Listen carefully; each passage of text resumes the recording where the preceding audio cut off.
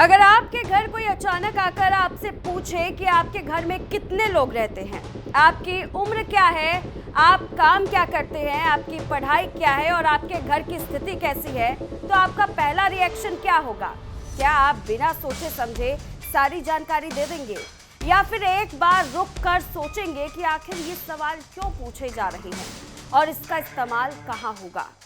क्योंकि आजकल social media पर एक बहुत बड़ा कंफ्यूजन और डर का फैलाया जा रहा है माहौल जनगणना को लेकर के। जी हाँ, जनगणना यानी कि सेंसस में दी गई जानकारी से लोगों को टैक्स बढ़ सकता है, उनकी सरकारी सुविधाएं बंद हो सकती है या उनकी निजी जिंदगी सरकार की किसी जांच का हिस्सा बन सकती है।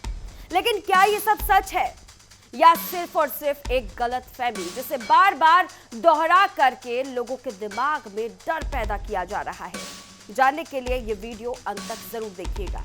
नमस्कार, आप देख रहे हैं एफएम न्यूज और आपके साथ मैं हूं प्रियंका सिंह। असल में भारत में सेंसस यानी जनगणना कोई नई चीज नहीं है, बल्कि एक बहुत पुरानी और बेहद जरूरी राष्ट्रीय प्रक्रिया है जो कुछ सालों के अंतराल पर होती ही रहती है।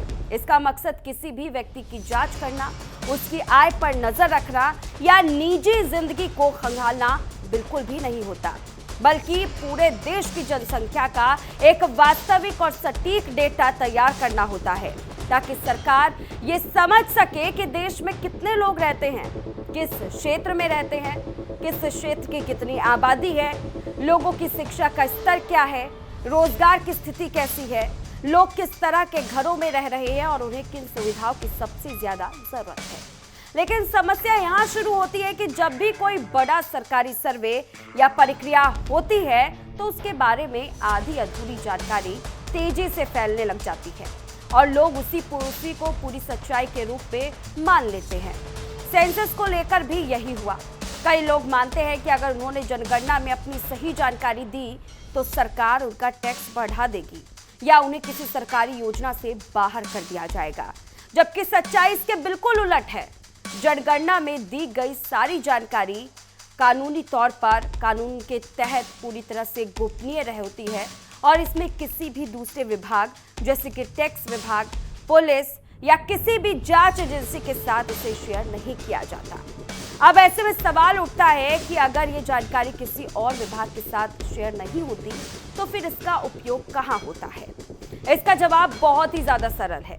ये डेटा सिर्फ और सिर्फ देश के प्लानिंग और डेवलपमेंट के लिए इस्तेमाल किया जाता है। मान लीजिए किसी इलाके में जनसंख्या बहुत तेजी से बढ़ रही है, लेकिन वहाँ स्कूल कम है, अस्पताल की सुविधा कम है या रोजगार के अवसर नहीं है, तो सरकार सेंसस के डेटा के आधार पर वहां नई योजनाएं बनाती है, नए स्कूल खोलती है, अस्पताल बनाती है और विकास कार्यों की योजना तैयार करती है। यानी सेंसस किसी व्यक्ति को ट्रैक करने के लिए नहीं, बल्कि पूरे देश को बेहतर बनाने के लिए किया जाता है। अब एक और बड़ा मिथ जो लोगों के बीच फैलाया जा रहा है वो है सेंसस में बहुत पर्सनल और सेंसिटिव जानकारी ली जाती है, जैसे कि bank account, OTP, income detail या किसी तरह की फाइनेंशियल इंफॉर्मेशन। लेकिन यह भी पूरी तरह से गलत है।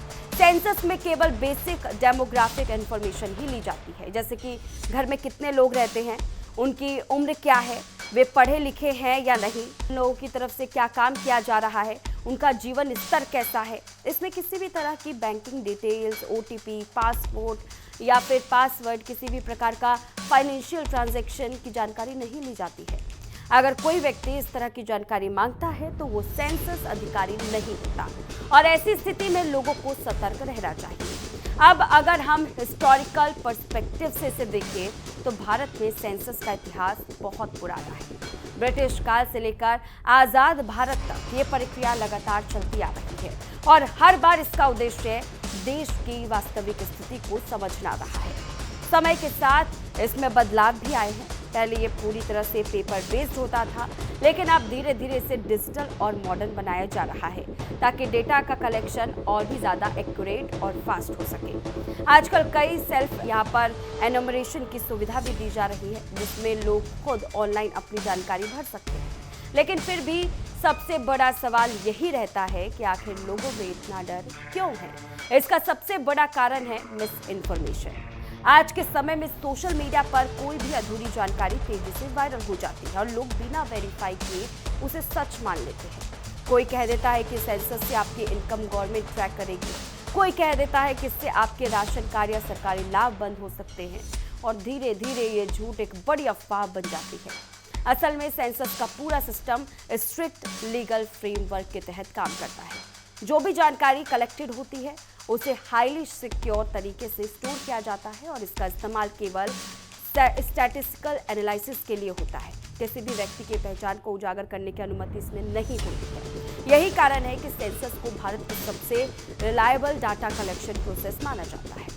अब अगर हम इसके रियल इम्पैक्ट को समझे हैं और इसको अच्छे से और भी जानें तो बहुत ही ज़्यादा ये इंटरेस्टिंग हो जाता है। सोचिए, सरकार को यही नहीं पता हो कि देश में कितने बच्चे स्कूल जाने की उम्र में हैं, कितने लोग बेरोजगार हैं, कितने घरों में बेसिक सुविधाएं नहीं हैं, वो सही पॉलिसी कैसे बनाएगी। इसीलिए सेंसस केवल एक सर्वे नहीं बल्कि पूरे गवर्नेंस सिस्टम की बैकबोन है। आज के समय में जब देश डिजिटल इंडिया की तरफ बढ़ रहा है, सेंसस भी उसी दिशा में बदल रहा है। डाटा कलेक्शन अब और भी ज़्यादा तेज़ हो गया है, और भी ज़्यादा एक्यूरेट होता जा रहा है, लेकिन इसके साथ ही लोगों को जागरूक करना भी ज़रूरी है ताकि वे किसी भी अफवाह का शिकार ना हो। अंत में सबसे ज़रूरी बात यही है कि सेंसस कोई डरने वाली चीज़ नहीं है, बल्कि ये देश को समझने और बेहतर बनाने का एक तरीका है। अगर हम अपने देश की सही तस्वीर जानना चाहते हैं तो हमें सही जानकारी देनी होगी। बिना डेटा के कोई भी देश आगे नहीं प्लानिंग कर सकता है। इसीलिए अगली बार जब कोई आपके घर सेंसस अधिकारी आए तो डरने की जरूरत नहीं है, बल्कि समझने की जरूरत है कि आप एक बड़े नेशनल प्रोसेस का हिस्सा बन रहे हैं जो देश के भविष्य को शेप करता है, रियल बनाता है। और अगर आपके फ़ोन पर, फेसबुक पर, व्हाट्सएप पर तमाम तरह से जो है अगर इस तरह की भ्रामक खबरें आती हैं तो उसको आप इग्नोर करिए। फिलहाल इस पूरे रिपोर्ट को देखने के बाद आप लोग की क्या राय है, कमेंट में हमें ज़रूर बताइएगा और ऐसी अपडेट के लिए बने रहिए हमारे साथ और देखते रहिए FM न्यूज़।